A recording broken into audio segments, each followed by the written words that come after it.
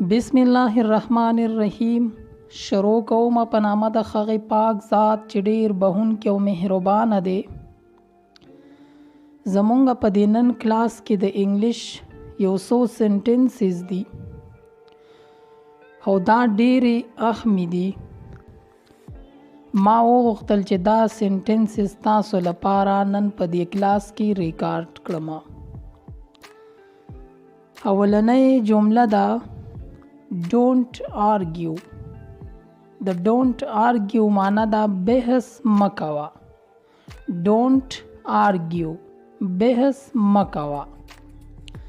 be brave بهادر جوړ شه. be brave بهادر جوړ شه یعنی ځان کې بهادری پیدا کړه. be brave بهادر جوړ شه. give me half نیم مال راکړه. give me half نیم مال راکړه یعنی چا سره سیز ور سره وي او مونږ ورته وایو چې د دینه دا نیم مال راکړه نو هغه په انګلیش کې مونږ ویلی شو چې give me half نیم مال راکړه.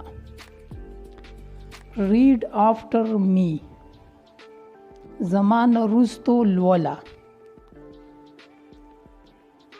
read after me زمان رستو لستا یعنی زمان رسته یې لوله. زه چې کله لولم ته یې بیا لوله.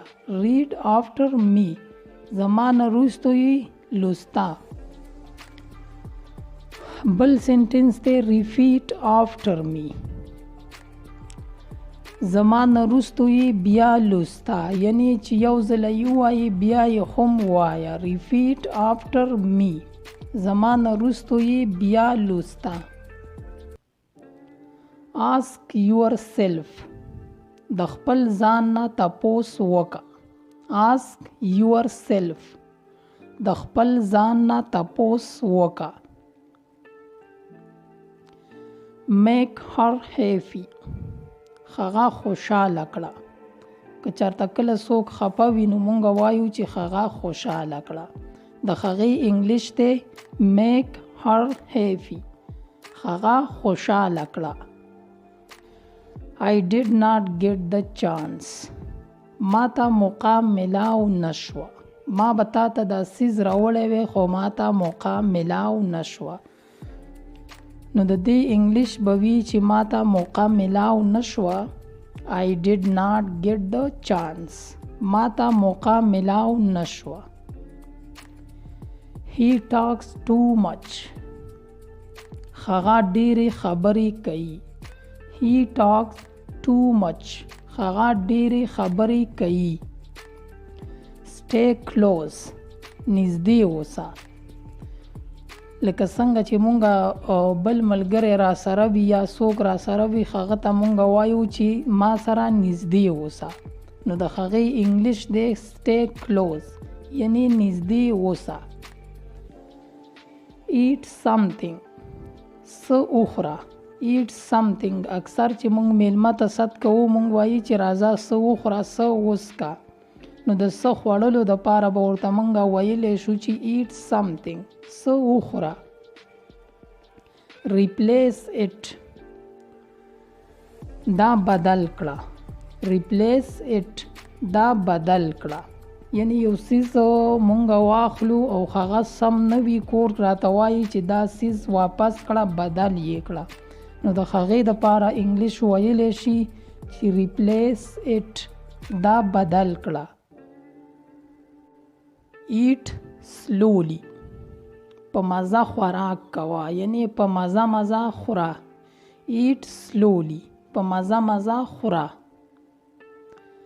stop humming که تاسو خیال کړی وي نو کله چې دوه کسان ناست وي نو هغه داسې پس پس باندې په مزه مزه خبرې کوي هغه خبرو ته وایي پس پسې چې کوم کوي هغې ته وایي humming. نو دلته دا جمله چې کومه ده stop humming یعنی پس پس بند کړئ. د دې جملې مطلب شو پس پس بند کړئ. think again بیا سوچ وکړه. think again بیا سوچ وکړه.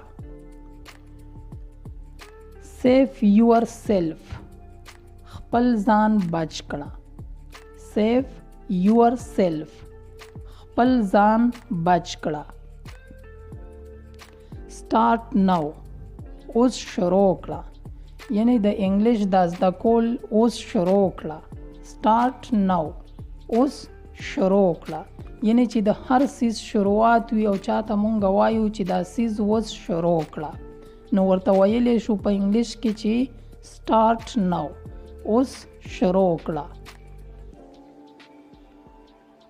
catch him هغه ونیسه. catch him هغه ونیسه. tell me one thing یوه خبره ماته وکړه. tell me one thing یوه خبره ماته وکړه. everyone dreams خوب هر څوک ویني. everyone dreams خوب هر څوک ویني. خوب هر څوک ویني. څوک یې په ویښه ویني او څوک یې په اودو ویني. everyone dreams خوب هر څوک ویني. get upstairs پاس راوړه. upstairs معنا ده د stairs معنا ده صرف په stairs وایي پوړو ته. یعنی کمی پوړی چې وي او مونږ پې بره خیجو کمرې ته خیجو یا بل سیز ته خیجو هغې ته وایي stairs. او upstairs معنا شوه یعنی پاس.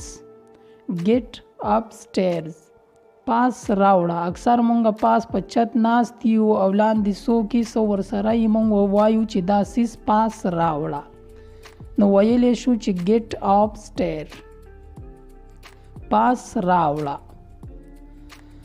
start writing لیکل شروع کړه. start writing لیکل شروع کړه. he refused هغه منع کړه. he refused هغه منع کړه. یعنی څوک چې غلط کار کوي یا څه بد کار کوي او مونږ چاته ووایو چې دا کس منع کړه نو ورته ویلی شو چې he refused هغه منع کړه. who laughed چا وخندل. who laughed چا وخندل. nobody laughed چا ندی خندلی. nobody laughed چا ندی خندلی. stop laughing خندل بند کړه. stop laughing خندل بند کړه. یعنی څوک خاندي او مونږ ورته وایو چې خندل بند کړه خاندمه نو ورته ویلی شو چې stop laughing خندل بند کړه. زمونږ په دې نن کلاس کې همدا یو څو سنټنسز یو څو د انګلیش جملې وي چې له تاسو سره مې راوړلې په دې کلاس کې. انشاءالله کوشش به مې وي چې نورې هم له تاسو سره داسې جملې اسانې راوړم. زما پوره امید دی چې له دې نه تاسو څه ناڅه زده کړي وي او دا په یو ځله کتلو باندې نه زده کیږي. دا تاسو بیا ګورئ نو ستاسو به زده کیږي او په انګلیش کې به مو روانوالی پیدا کیږي. مال راکړئ تر د بل کلاسه پورې اجازت چرته چې هم یې ښاد آباد او بریالي اوسئ.